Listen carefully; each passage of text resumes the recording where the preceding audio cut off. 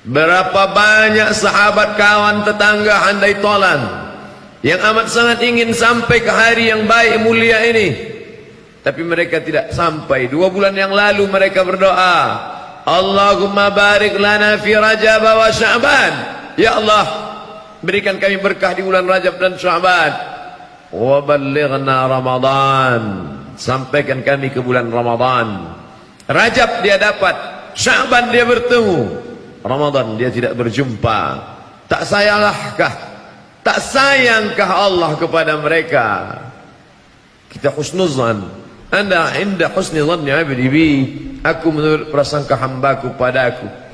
Allah sangat sayang pada mereka. Saking sayangnya Allah kepada mereka, dipercepat pertemuan mereka dengan Allah. Lalu bagaimana dengan kita? Allah juga masih sayang dengan kita.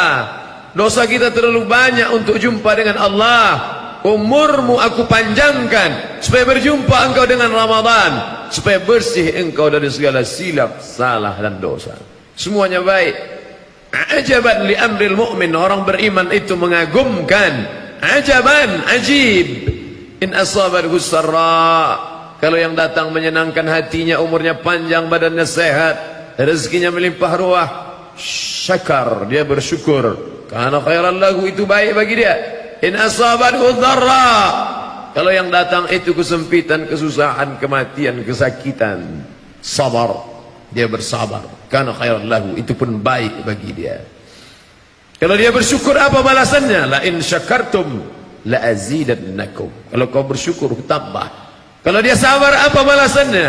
Innama yuwaffas sabiruna ajrahum bighairi hisab, orang yang sabar diberikan balasan bighairi hisab, tidak ada yang bisa menghitung kecuali Allah subhanahu wa ta'ala. Orang beriman mendekatkan diri kepada Allah, terombang-ambing dipukul ombak, dimpas gelombang, terbang dengan 2 sayap, sayap sabar, sayap syukur, sayap ridha, sayap qanaah. Hari ini kita bersyukur kepada Allah. Salah antara rukun khutbah khatib mengucapkan alhamdulillah. Bersyukur dengan ucapan, menggerakkan anak lidah, alhamdulillah. Bersyukur dengan perbuatan. Idza nudiya lis-salati min yaumil jumu'ah, kalau kau dipanggil melaksanakan salat pada hari Jumat, fas'au ila dzikrillah, bersegeralah menyebut nama Allah, agungkan asma Allah, datang ke rumah Allah. Wadharul bai', tinggalkan jual beli. Transaksi apapun tinggalkan. Pejabat dengan kekuasaannya meninggalkan kantor siang ini. Dosen dengan mahasiswanya meninggalkan ruang kelas. Adapun orang-orang yang memang tak dapat meninggalkan, mereka diberikan Allah rukhsah, keringanan. Berkumandang suara azan masuk dari celah-celah jendela, ditembus dari atas menara, masuk ke telinga mereka yang terbaring di seberang sana. Rumah sakit meleleh air mata andai dapat melaksanakan salat Jumat, tapi masa lalu tak dapat diulang kembali. Lan tarji'al ayyamul lati madat, lan tarji'al ayyamul lati madat, yang lalu tak dapat diulang kembali. Ada pula saudara-saudara kita di dalam masa tahanan, di dalam masa kesulitan, berdesak-desakan mereka dalam lembaga pemasyarakatan, penjara. Bahkan tak sedikit dari mereka yang mesti mengeluarkan beberapa lembaran uang untuk dapat pergi, yang selama ini bebas mau beribadah, tapi dia tidak magu untuk melangkahkan tangan, mengayunkan tangan, melangkahkan kaki. Hari ini baru dia sadar, begitulah beratnya, begitulah sulitnya. Maka manusia baru tahu syukur nikmat setelah nikmat itu dicabut oleh Allah Subhanahu wa ta'ala. Ketika dulu engkau bebas untuk ke masjid, ketika engkau bebas melangkahkan kaki tanganmu, sampai masanya kebebasan itu ditarik oleh Allah Subhanahu wa ta'ala.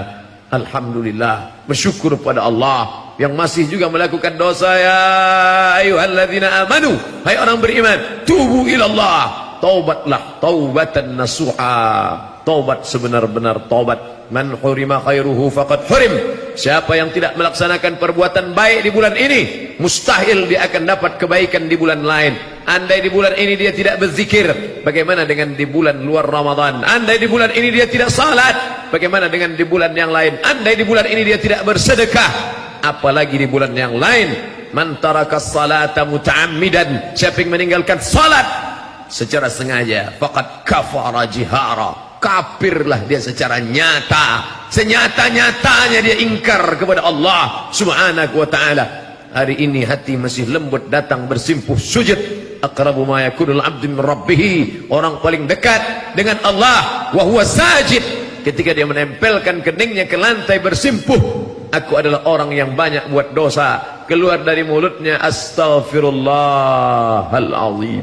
Man lazimal istighfar, siapa yang melazimkan diri memperbanyak istighfar, ja'alallahu lahu min kulli hammin faraja, setiap kesusahannya diberikan Allah kelapangan. Wa min kulli dhiqin makhraja, setiap kesempitannya diberikan Allah jalan keluar setiap masalah hidupnya. Wa razaqahu min haitsu la yahtasib, Allah beri dia rezeki dari jalan yang tidak disangka-sangka. Apa yang membuat kita masih hidup hari ini? Karena Allah masih sayang. Bismillahirrahmanirrahim. Tidak diawali ayat itu dengan Bismillahil Azizil Jabbar, tidak diawali ayat itu dengan Bismillahil Azizil Qahar, tapi diawali dengan Bismillahirrahmanirrahim, dengan nama Allah yang maha pengasih lagi maha penyayang. Dengan kuasanya, kudrat iradatnya, para pendosa itu sudah lama mati kalau dia berkehendak. Cukup dia perintahkan satu malaikat memekikkan suara, memecahkan gendang telinga, menghancurkan, leburkan dunia, tapi dia masih sayang. Maka Allahu liyu'adzibahum wa anta fihim, Allah tidak akan menurunkan azab selama Muhammad ada bersama mereka. Tapi dia tidak lagi ada bersama kita, dia sudah lama pergi. Kenapa belum turun juga? Kenapa azab tidak datang? Wa ma kana Allahu mu'adzibahum wa hum yastaghfirun. Allah tak menurunkan azab karena mulut mereka masih astaghfirullahalazim. Kita hidup menumpang tuah, kita sangka kitalah yang menyebabkan azab ini tidak turun. Ada orang-orang tua suci hati mereka, lidah mereka sebelum azan subuh berkumandang, wabil asharihum yastaghfirun. Di waktu suhur, di waktu sahur mereka beristighfar. Itulah sesungguhnya yang menunda azab itu tiba, bukan karena kita yang banyak bergelimang dosa. Ada anak-anak kecil yang belum berdosa, ada ibu-ibu tua renta yang anaknya saleh dan salehah, ada orang-orang penghafal Al-Quran. Mereka lah yang menahan azab itu, bukan karena kita. Kita terlalu banyak memancing kemurkaan, kemarahan Allah subhanahu wa ta'ala. Oleh sebab itu di antara nikmat terbesar, la tus'alunna yawma idzin 'anil na'im, kelak kau semua akan ditanya 'anil na'im, nikmat yang kuberikan dulu kemana kau pakai? Siapa yang dapat menghitung hembusan nafas? Siapa yang dapat menghitung detak jantung? Siapa yang dapat menghitung berapa tetes darah yang dicuci buah pinggang? Siapa yang dapat menghitung segala nikmat? Wa in ta'udu ni'matallah, kalau kau hitung nikmat Allah, la tuhsuha, kau tak dapat menghitungnya. Tapi kelak semua akan ditanya, inna sam'a, pendengaran, wal basar, penglihatan, wal fuad, hati dan pikiran, kullu ulaika kana anhu mas'ula, semua akan disoal, semua akan ditanya di hadapan Allah. Berapa pertanyaan Allah? Sebanyak nikmat yang kau terima. La tazulu qadama 'abdin, kaki anak Adam akan tetap tegak berdiri hari kiamat, hatta yus'al, sampai dia disoal. Apa soalannya? Soalan tidak dapat kita ketahui kecuali dari dia yang dipilih oleh Allah. Wa ma yantiqu 'anil hawa, dia bicara bukan mengikuti hawa nafsunya. In huwa illa wahyun yuha, dari Allah Subhanahu wa taala. Dia yang berkata. Apa dia katakan? Yang ditanya Allah pertama kali, an umrihi fima afnah, umur yang kuberikan kepadamu kemana kau pakai? Azan maghrib nanti berkumandang, 48 jam kita sudah berada di bulan agung mulia ini. Kemana saja pergi 48 jam itu kau pakai? Bila kita dapat menjawab, aku pakai dengan salat tahajud, salat sunat duha, salat sunat witir, salat sunat tarawih, salat sunat isyraq, salat sunat awabin, salat sunat qabliyah, salat sunat ba'diyah. Alhamdulillah, 48 jam sudah aku berikan kepada engkau. Bila kita dapat menjawab, aku sudah membaca Al-Quran, merenungkan isi Al-Quran, muhasabah, introspeksi diri. Alhamdulillah, 48 jam aku berikan, kemana kau pakai? Kelak semua akan ditanya, sekecil apa?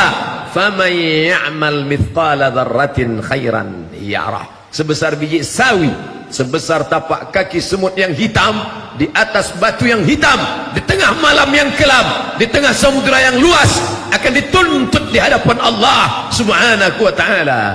Syukur nikmat Allah, hari ini hati masih lembut menjawab panggilan azan, berkumpul di tempat terbaik masjid bersama orang-orang baik, shaimin, orang puasa, kabul doanya, mendengarkan yang paling baik firman Allah, sabda Rasulullah sallallahu alaihi wasallam.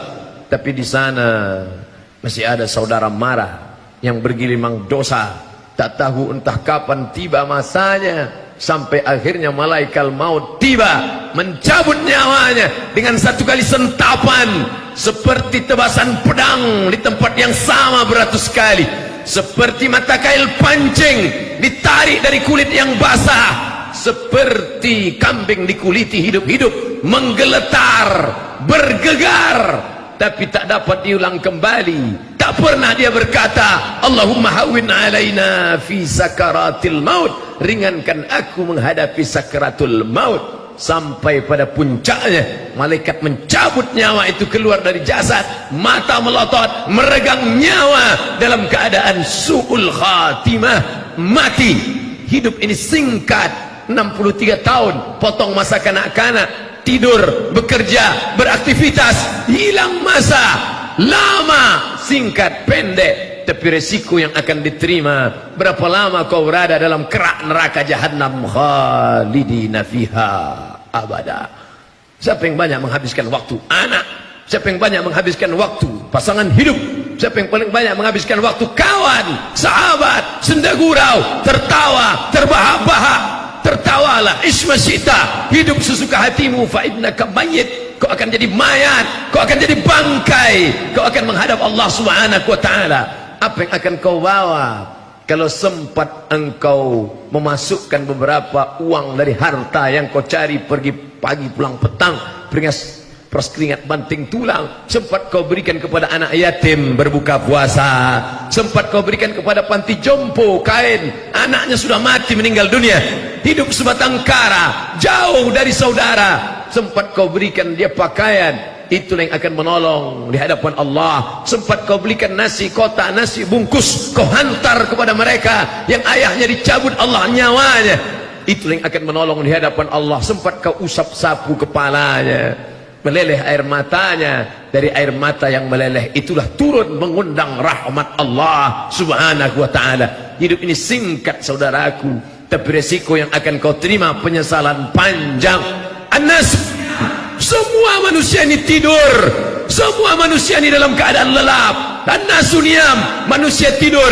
Falamma matu, ketika mereka mati, intabahu, saat mereka bangun. Kapan? Ketika nyawa keluar dari badan, ketika ruh tercabut dari jasad.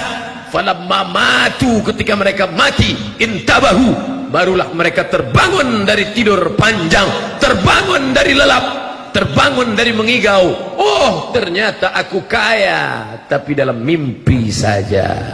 Ternyata aku punya kuasa, tapi hanya mengigau igauan lamunan panjang.